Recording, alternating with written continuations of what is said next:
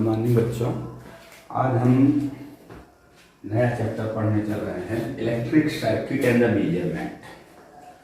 Electric circuit and measurement. और इसमें सबसे पहले हमें जानना पड़ेगा कि इलेक्ट्रिक सेल्स क्या होती है, बैटरी क्या होती है, इनके बारे में जानना पड़ेगा। ठीक है, तो इलेक्ट्रिक सेल क्या होता है, ये एक एनर्जी सोर्स होता है जिसके हेल्प से सर्किट में क्या होता है, चार्ज फ्लो होता है, या कह सकते हैं करंट फ्लो होता है। मतलब an electric cell is a source which is provide the energy to maintain the current flowing in whole circuit. ठीक है, और तुम्हें पता होगा कि सेल जो होता है, ये सेल का सिंबल होता है जिसमें दो इलेक्ट्रोड्स होते हैं सेल में। एक हमारा ये पॉजिटिव इलेक्ट्रोड होगा और ये क्या होगा, नेगेटिव इलेक्ट्रोड होगा। ठीक है, जब इसको हम सर्किट में इस तरीके से ऐड करते हैं, सपोज कर लो ये हमारे वायर वगैरह का रेजिस्टेंस है, तो क्या होता है, करंट फ्लो होता है।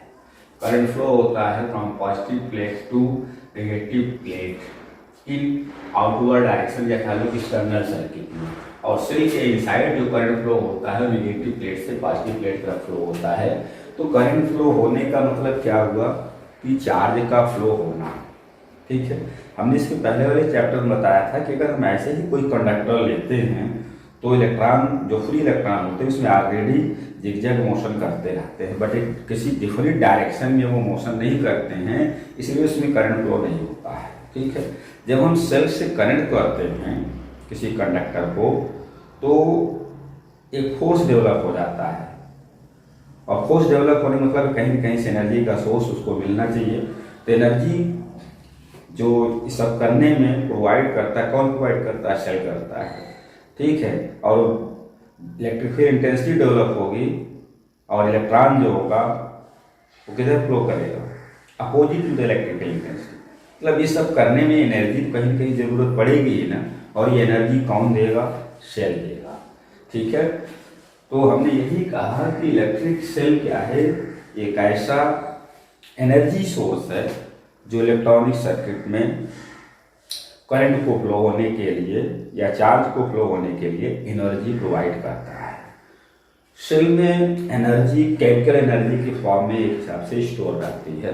जैसे हम इसको सर्किट में कनेक्ट करते हैं, वो केमिकल एनर्जी जो है इलेक्ट्रिकल एनर्जी में कन्वर्ट हो जाती है, और जो करंट को फ्लो करने में हेल्प करती है।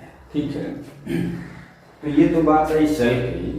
अगर हम बात करें बैटरी की, बैटरी क्या होती है, battery the combination of the cell. अगर कई सेल को हम कंबाइन कर दें तो उसको हम कहेंगे बैटरी। ठीक है, और सेल की कॉम्बिनेशन का केवल एक ही टारगेट होता है, मोर current can be obtained by the battery. ठीक है, किसी भी तरीके के सेलों का कॉम्बिनेशन का एक ही टारगेट होगा, सर्किट में करंट की वैल्यू हम इंक्रीज कर सकें। ठीक, तो किस तरीके से कॉम्बिनेशन करते हैं ये तो आगे बताएंगे। पहले इससे रिलेटेड कुछ डेफिनेशंस हैं, जैसे हम बात करें EMF of the cell. EMF of the cell, EMF of the cell का मतलब हो गया इलेक्ट्रोमोटिव फोर्स, यानी विद्युत वाहक बल। ठीक है, यहाँ पर फोर्स लगा जरूर है, बट ये किसी तरीके का फोर्स नहीं है।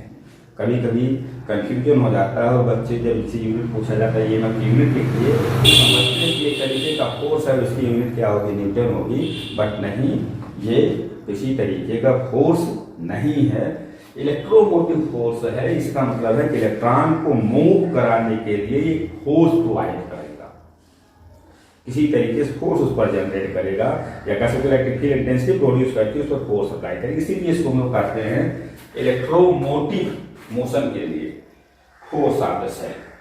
होता क्या है, पूरी सर्किट में इंक्लूडिंग द सेल 1 कूलम के चार्ज को फ्लो होने के लिए होल सर्किट जितनी अमाउंट ऑफ एनर्जी सेल देती है, उसे ही हम लोग क्या कहते हैं, EMF of the cell, electromotive force of the cell.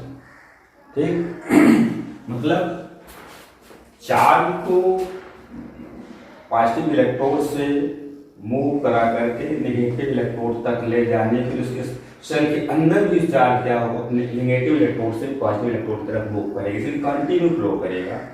तो 1 कूलम के चार्ज को पूरी सर्किट में इंक्लूडिंग द सेल मूव कराने के लिए जितनी अमाउंट ऑफ एनर्जी रिक्वायर्ड होती है वो सेल देता है, और उसे ही सेल का हम लोग कहते हैं EMF, electromotive force of the cell. Suppose कर लो Q be the amount of charge, Q be the amount of charge flowing in the circuit, and for flowing this charge energy given by the cell जो है that will W है, मतलब W energy cell provide करती है, Q coulomb का charge पूरे circuit में move करता है। ठीक, तो अकॉर्डिंग टू डेफिनेशन 1 कूलम का चार्ज के लिए हम क्या कहेंगे, Q कूलम को चार्ज को फ्लो होने के लिए W एनर्जी सेल ने दिया है, 1 कूलम के चार्ज को फ्लो होने के लिए हम मतलब कर सकते हैं कि यहाँ पर हम यूनिटरी मेथड अप्लाई कर सकते हैं। तो हम ये कह सकते हैं ईएमएफ ऑफ द सेल जो होगा E वो हो जाएगा W/Q।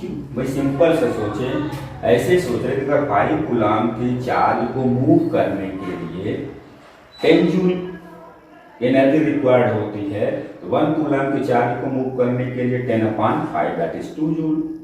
तो वैसे यहाँ पर भी Q कूलम के चार्ज को फ्लो होने के लिए अगर given energy by the cell W है, तो 1 कूलम के लिए W/Q करना पड़ेगा। ये हो गया E = W/Q। EMF of the cell का ये फार्मूला हो गया, और इसकी यूनिट क्या होगी, यूनिट की बात अगर ऐसे करें तो क्या हो जाएगा, जूल पर कूलम। ठीक है, क्योंकि वर्क या एनर्जी की जो यूनिट होती है वो जूल होता है, और चार्ज की जो यूनिट होती है वो क्या होता है, कूलम होता है, जूल पर कूलम होता है, और इसी को हम लोग कह देते हैं वोल्ट। ठीक है, जूल पर कूलम को जनरली हम लोग क्या कहेंगे, वोल्ट कहेंगे। इसमें सीक्वेंस किया है, ईएमएफ ऑफ द सेल की जो यूनिट होगी वो क्या होगी, वोल्ट होगी। अब यहाँ से हम 1 वोल्ट को डिफाइन कर सकते हैं। 1 वोल्ट को अगर डिफाइन करना चाहें, 1 वोल्ट, ठीक है, यू नो दैट अभी भी हमने बताया कि E इक्वल क्या होता है, W/Q होता है। If Q is equal to 1 coulomb and W is equal to 1 joule हो जाएगा, then E is equal to 1/1 that is 1 volt. मतलब क्या हो गया कि अगर सर्किट में 1 कूलम के चार्ज को फ्लो होने के लिए energy given by the cell 1 joule होता है, तो सेल का जो ईएमएफ होगा वो 1 वोल्ट के इक्वल होगा। ठीक है, फिर से रिपीट करते हैं, 1 कूलम के चार्ज को होल सर्किट में मूव करने के लिए energy given by the cell if be 1 joule, अगर 1 जूल होती है तो सेल का जो ईएमएफ होगा वो 1 वोल्ट के इक्वल होगा। ठीक है, अभी इसी के टर्म में हमारा यहां पर आता है terminal potential. Terminal potential, terminal potential क्या होगा, जैसे सर्किट के कोई 2 पॉइंट हम लेंगे, सपोज कर ले पॉइंट ये A है और दूसरा पॉइंट ये हमारे पास B। ठीक है, तो टर्मिनल पोटेंशियल क्या होगा, 1 कूलम के चार्ज को फ्लो होने के लिए जो एनर्जी देता है वो सेल देता है, लेकिन वही जो चार्ज, वही जो एनर्जी सेल देता है वो एक्सटर्नल सर्किट में रेजिस्टेंस को अपोज करने में एक्सपेंड हो जाता है।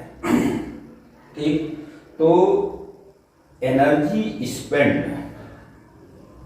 इन external circuit to flow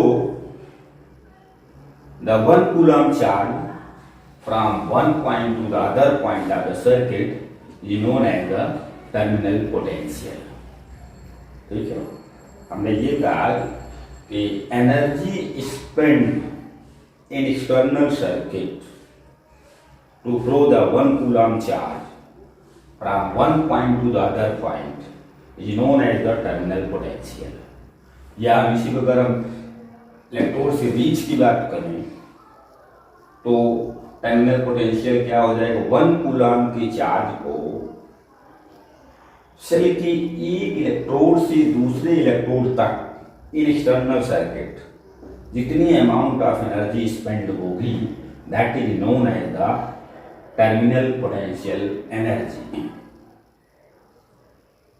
not including the cell, ये भी क्लियर करना है, क्योंकि जो एनर्जी सेल लेती है उसका कुछ पार्ट सेल के अंदर भी कुछ चीजें होती है जो करंट को फ्लो होने का अपोज करती है, कुछ पार्ट तो वहीं पर ड्रॉप हो जाता है, मतलब कुछ पार्ट वहीं पर स्पेंड हो जाएगी, खर्च हो जाएगी। Remaining part of the given energy of the cell जो होगा वो एक्सटर्नल सर्किट में जो रेजिस्टेंस होगा उसको अपोज जो कर रहा होगा उसको रिमूव करने के लिए या उसको ओवरकम करने के लिए एनर्जी बाहर की सर्किट में स्पेंड होगी। तो जो बाहर सर्किट में एक्सक्लूडिंग द सेल, सेल को छोड़ करके जो बाहर की सर्किट में जो एनर्जी लॉस होती है to move the 1 coulomb charge that is known as the terminal potential. ठीक है, तो हम ये भी माइंड में मेकअप कर सकते हैं कि अगर W amount of energy cell लेती है तो उसका एक पार्ट W1 जो होगा वो सेल के अंदर स्पेंड होगा और W2 सेल के बाहर स्पेंड होगा। ठीक है, तो गिवन एनर्जी जो हो जाएगी W is equal to W1 plus W2 हो जाएगी। तो इसको अभी अगले स्टेप में करेंगे, बट यहाँ टर्मिनल पोटेंशियल के केस में भी हम लोग वही कह सकते हैं। अगर सपोज कर लो कि W be the amount of energy, W be the amount of energy spent to flow the 1 coulomb charge from one point to the other point of the circuit,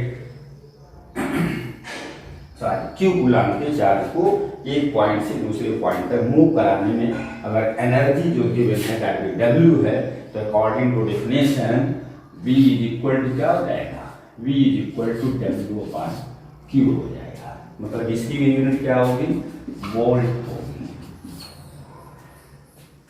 ठीक है, तो हम इन दोनों में डिफरेंस केवल इतनी है कि सेल एनर्जी जो देती है 1 कूलम की चार्ज को फ्लो होने के लिए होल सर्किट उसको ईएमएफ ऑफ दैट सेल कहते हैं, और 1 कूलम के चार्ज को फ्लो होने में जितनी अमाउंट ऑफ एनर्जी स्पेंड होती है external circuit not including the cell that is known as the terminal potential. और अगर सपोज कर लो कि एक इलेक्ट्रोड से दूसरे इलेक्ट्रोड तक चार्ज Q चार्ज को फ्लो होने में given energy spend energy W है तो according to definition V equal क्या हो जाएगा, W अपॉन Q। ठीक, ये हो गया टर्मिनल पोटेंशियल। अब हम रिलेशन निकालना चाह रहे हैं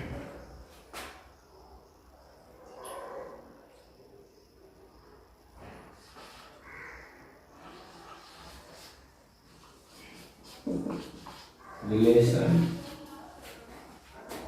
between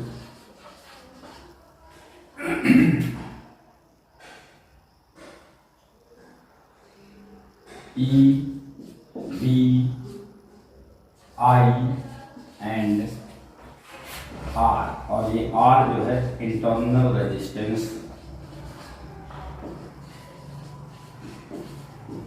ऑफ द सेल है, इनके बीच में हम रिलेशन डिफाइन करना चाहते हैं। ठीक है, तो हम यहाँ पर सपोज कर लेते हैं कि Q चार्ज को फ्लो होने में गिवन अमाउंट ऑफ एनर्जी जो है बाय द सेल वो W है। W की the amount of energy given by the cell to flow the Q coulomb charge in whole circuit including the cell. ठीक, and W1 be the energy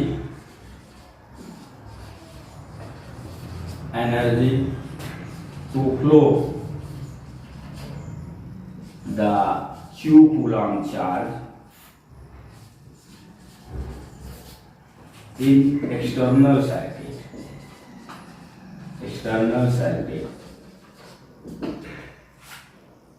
and W2 be the energy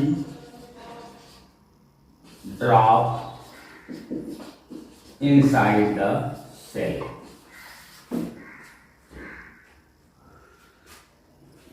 W energy given है cell के द्वारा, W1 energy जो external circuit में खर्च हो रही, spend हो रही है, और W2 एनर्जी जो सेल के अंदर जो इंटरनल रेजिस्टेंस है उनके कारण उनको ओवरकम करने के लिए जो एनर्जी स्पेंड हो रही है, that be W2। According to the conservation law of energy अगर देखें तो W should be equal to W1 plus W2। ठीक है, अब इस पूरी इक्वेशन को हम Q से डिवाइड कर दें, क्योंकि Q चार्ज को ही फ्लो करने की सारी स्टोरी हमने बताया है।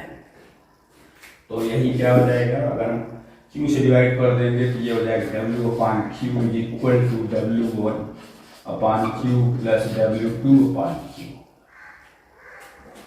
According to definition W upon Q क्या हो जाएगा, EMF आउट से हो जाएगा। ठीक है, W1 अपॉन Q क्या होगा, टर्मिनल पोटेंशियल हो जाएगा between one electrode to the other electrode in external circuit. ठीक, टर्मिनल पोटेंशियल हो जाएगा। और W2 बाई Q इसको हम जो है V डैश लिखते हैं और इसको कहेंगे potential drop inside the cell. ठीक है, if I be the current, ठीक, and R be the internal resistance of the cell, then V dash can be given by V dash is equal to I into R।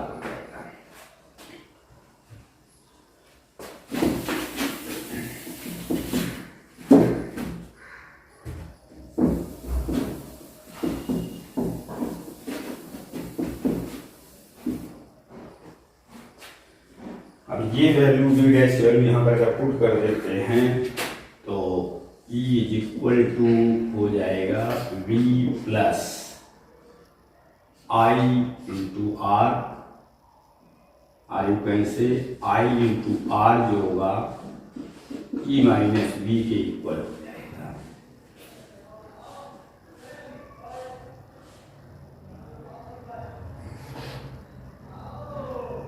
या हम ये भी कह सकते हैं कि V is equal to E minus I R हो जाएगा। ये इनके बीच में रिलेशन हो गया, लेकिन उस केस में ये रिलेशन हम लोग यूज करते हैं जब सेल से करंट ले रहे हैं during the charging of the cell. Cell के चार्जिंग के समय ये रिलेशन चेंज हो जाता है, क्योंकि करंट तब जो है उल्टा फ्लो होने लगता है, मतलब एक्सटर्नल सर्किट से टुवर्ड द सेल फ्लो होने लगता है। तो at the time of charging जब हम बात करेंगे, टाइम ऑफ चार्जिंग, यही V is equal to E plus I R हो जाता है। ये चार्जिंग के समय फॉर्मूला लगेगा, और ये फॉर्मूला जो होगा वो डिस्चार्जिंग के टाइम लगेगा। ठीक है, और भी रिलेशन है जो अभी हम बताने चल रहे हैं। If R be the resistance of external circuit, then capital B can be replaced by I into R। ठीक है, जब I into R से इसको रिप्लेस करेंगे तो हमारे पास एक फॉर्मूला और बन जाएगा, I into R equal to E minus I R. इसको इधर ले आए तो I into R plus I R equal to E हो जाएगा, और I कॉमन कर लें तो ये R plus R equal to E हो जाएगा। देन I इक्वल टू आ जाएगा E upon R plus R. मतलब अगर सेल का यूनिट दिया गया है, एक्सटर्नल रेजिस्टेंस हो और इंटरनल रेजिस्टेंस हो, करंट इन द सर्किट हम फाइंड करेंगे तो I equal to E upon R plus R, मतलब टोटल रेजिस्टेंस हम ये यूज करेंगे, ये हो जाएगा। ऐसे हमारे पास एक फॉर्मूला और भी बहुत ही यूजफुल है फॉर्मूला, जो हम लोग यूज करते हैं न्यूमेरिकल क्वेश्चन सॉल्व करने के लिए। जैसे हम यहीं से देखें इस रिलेशन से, तो I R is equal to हमारे पास क्या है E माइनस बी है, then R is equal to हो जाएगा E minus B upon I, और I की वैल्यू यहाँ से अगर पुट करें तो B अपान R रहते हैं, then R is equal to हो जाएगा E minus B upon R, ठीक है, और ये R ऊपर चला जाएगा तो R is equal to R in bracket E minus B upon B हो जाएगा, ठीक। और इसको थोड़ा सा और सिंप्लीफाई करें तो ये हो जाएगा E upon B minus B, ये भी फॉर्मूला बहुत यूज होता है, R is equal to capital letter R E upon B minus 1। तो जहाँ पर जैसे न्यूमेरिकल में जरूरत पड़ती है उस तरीके से फॉर्मूला यूज करते हैं। क्लियर करना होता है B is equal T minus I, या I is equal T upon R plus R, और internal resistance R is equal to क्या होगा capital R into E upon B minus 1, ठीक है। सेल से रिलेटेड इतने फॉर्मूले हम लोग यूज करते हैं। आशा करते समझ में आया होगा, और शेष चीज़ें नेक्स्ट क्लास में बताएंगे कि सेल का कॉम्बिनेशन कब कैसे किया जाता है, क्योंकि अभी हमने कहा था कॉम्बिनेशन ऑफ द सेल का एक ही टारगेट होता है, maximum current can be drawn in the circuit. और सेलों को भी हम लोग 3 तरीके से ऐड करते हैं, जैसे रेजिस्टेंस को 2 तरीके से ऐड करते हैं, वैसे सेल को 3 तरीके से ऐड करते हैं, सीरीज, पैरेलल और मिक्स। तो उसको हम नेक्स्ट क्लास में बताएंगे। Thank you. अगर समझ में आया हो तो सब्सक्राइब करें, लाइक करें।